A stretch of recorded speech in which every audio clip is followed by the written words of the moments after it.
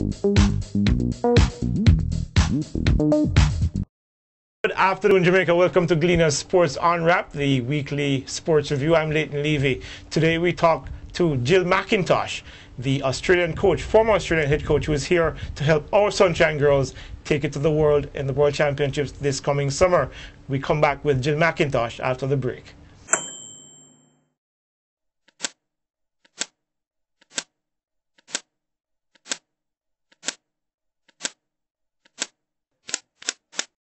Welcome back to Sports Unwrapped. As I said before the break, we're speaking with Jill McIntosh, who's here from Australia, fresh off a plane, trying to help our Jamaican girls go to the World Championships in Singapore this summer to pull off what many people think is not that far a stretch in terms of winning the World Championships. Jill, welcome back to Jamaica. Thank you. As the coach that's going to be involved in taking Jamaica to that next level, what's your first order of business, do you think, is in getting the team ready?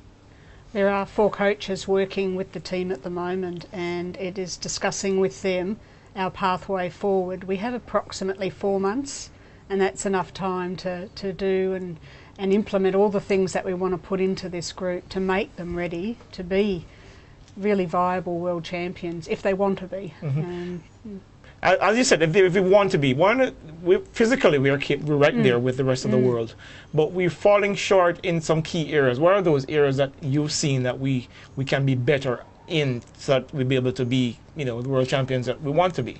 Yes. One of the areas is fitness, and I watched the team with a lot of interest at the Commonwealth Games, and although they played well, they weren't at their best, because I believed, looking down through the television, that they weren't fit enough, and to me they looked about 2/4 match fit, and then they died away in the second half. So working very hard on their fitness, because I believe that if they are physically fit, if their skills are where they need to be, and each player has prepared the best that they can prepare, then that will give the individuals confidence. Mm-hmm. And as individuals, if they have confidence, then the team will have confidence. So that's the beginning. I believe also that the commitment of the players is paramount. So they're being asked to do a few different things. There's a change to the program, and they have to embrace that change and take it on board. It does encompass a few challenges along the way, and for some of them those challenges can be a bit fearful. But making sure that we embrace that and that all players are working to the same end. What are some of those changes that are going to be critical that they might have a hard time embracing? Because change is never easy. No. But what are the things that they have to embrace for them to be successful? Well, change is quite fearful for some, and it's not easy. And one of the big ones is just the time commitment. We have put in a few more sessions than the girls are normally used to. Mm-hmm. So most of them work. It's a huge commitment, and they've been at this for about the previous 2 months leading into the Australia series that's just been. So the time commitment, which is going to impact on their families and their work life, and if any of them are at school or wherever, it impacts on all of that. So they have to be super duper organised, otherwise it'll just wear them out, and if they get worn out they'll get ill, and we don't want that. Yeah, no, nobody wants that. So embracing that change and taking on the commitment, and then being committed to the program. Because I'll be asking a few different things than the coaches here, just slightly different activities, and activities that put them under stress. Because I think the more they work under stress and pressure at training, they'll get used to it.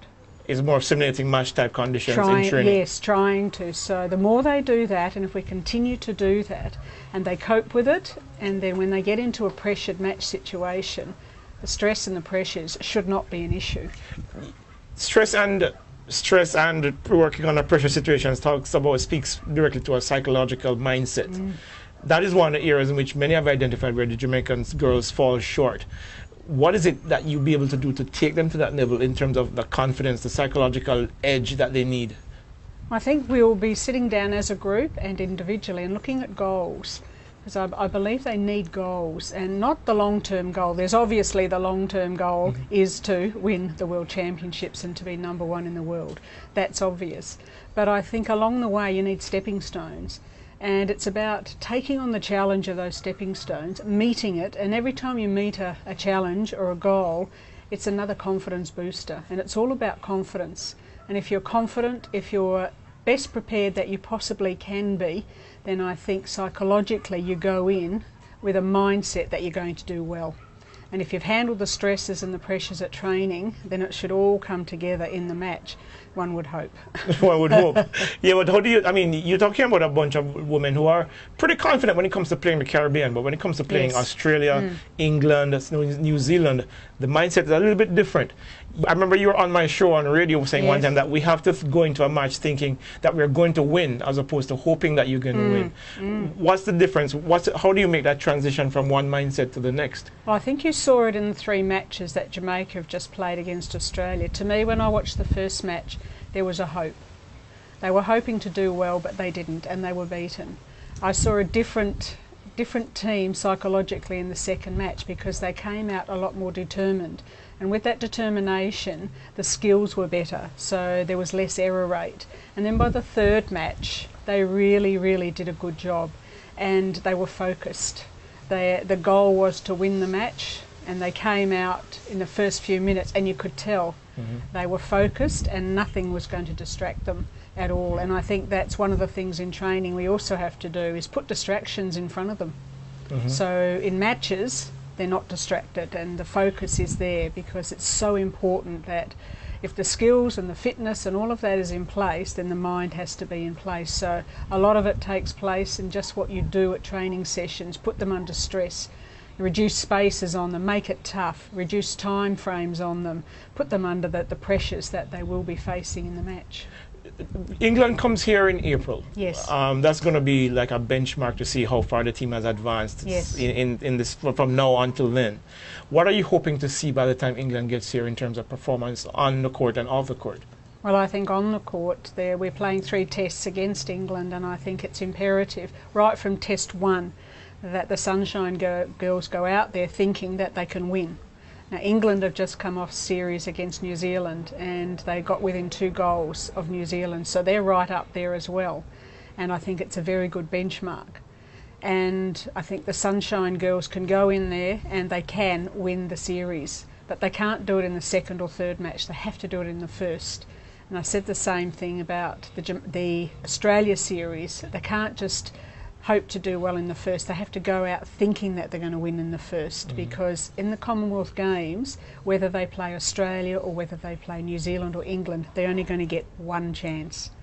And they have to be at their best on that 1 chance. So it's about sustaining a high level of play at all times and walking around with that mindset at all times. Absolutely, and it comes back to training, it comes back to the work ethic that the players put themselves under. So not trying to cut a corner or take a rest break when there's no rest break given. It's doing the work that is asked of you by the coaches. It's hard. I know it's hard work, which is what I want to get at, because the thing is, in Australia, we've seen it with your different teams, the test teams, the rugby league teams, Australian rules football, the swimmers. There is a mindset among Australians, much like the Americans, where you go into competition thinking we are the best and you have to come at us and we will beat you. However, Jamaicans have a slightly different mindset where we are a little bit more submissive. You know, most of these girls have lived their entire lives like this. Yes. How do you make that transition in 4 months? How do you get them to raise that game in 4 months? Because it's going to be hard. You've been doing it all your life. It's kind of hard to just change. I guess one of the differences I've seen as I've been here over the years in Jamaica is now there is not just 10 players or 12 players. Now there is a good group of about 20 to 25 players, and that's important, because one of the things in Australia, in all of the sports you just mentioned, and particularly netball, there are many players vying for the final 12 positions in a team, and I think you've got that now with the Sunshine Girls. No position is guaranteed.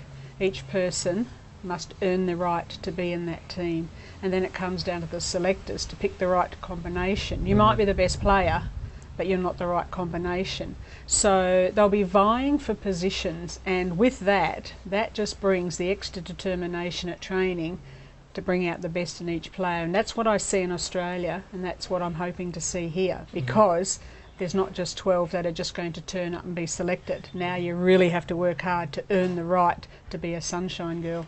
Absolutely. You're here for 5 months pretty much. In terms of sustainability, when you leave, what kind of plans what are the things that are going to be put in place so that when you leave, the programs that you've implemented here will be sustained? Well, we have the 4 coaches working with the Sunshine Girls squad at the moment, and I would hope when I go, those 4 coaches will still be working at the elite level with the respective teams here in Jamaica, and it will go on down the line. Those 4 coaches, and there was a couple of others, they started the Jamaica Coaching Award last year when I was here, and they were all doing very well in that. So they finished that, they keep on with their coaching, they coach the national team, they coach the 21 and under national team, because there's a World Youth Championships coming up in the not too distant future, and so it goes on. So those coaches really will now be the ones to lead the way for the next group of coaches coming up underneath. And I think along the way for my time here, we'll be running a few seminars for the coaches who sit outside of that group. So we try and educate them as much as possible. Excellent. One last question before we let you go, because you're just settling into Jamaica. Yes. From your perspective, as a former Australian coach, you're used to winning. You're seeing in the Caribbean, the Jamaican team is used to winning at all levels. Would that hurt us or help us in going forward, in terms of maybe we're taking it for granted that we're dominant in the Caribbean, so we're not cognizant of what it is required to take us to that next level? Is there a complacency an issue, you think? No, I don't think there's any complacency. I think the Sunshine Girls go in there to win. What I do see is the word you used before, submissive. So if they are doing well and then they are challenged by the opposition and the opposition goes ahead by a few goals, at times I see the Jamaican team fall away, because it's what we call that guts and determination, that grit and desire to fight back and to get those few goals back and then get a few to go ahead. Now we have it all the time and we expect it of our players. I am seeing it a little bit more now, and I saw it in the Australian matches. I didn't see it in the first, but it was in the second and the third tests. So more of that, and especially when England come, because it's going to be tough 3-test series. And hopefully we'll see it all the way through to the World Championships and beyond. Hope so. And beyond. And beyond, yes. Well, thank you very much, Jill. And of course, all the best, because I know all Jamaica is rooting for this team and they're rooting for you to help this team to take it all the way to the top. Yes, thank you. Right. Pleasure.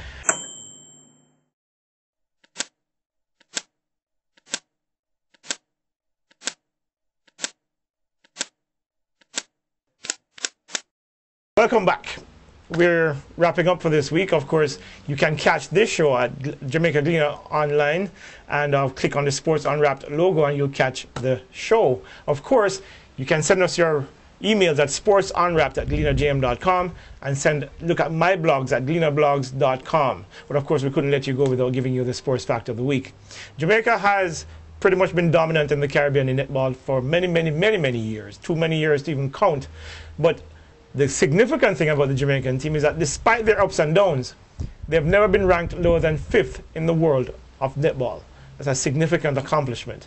That's your sports fact of the week. This is Leighton Levy saying goodbye for this week. Until next week, see you later and be a good sport.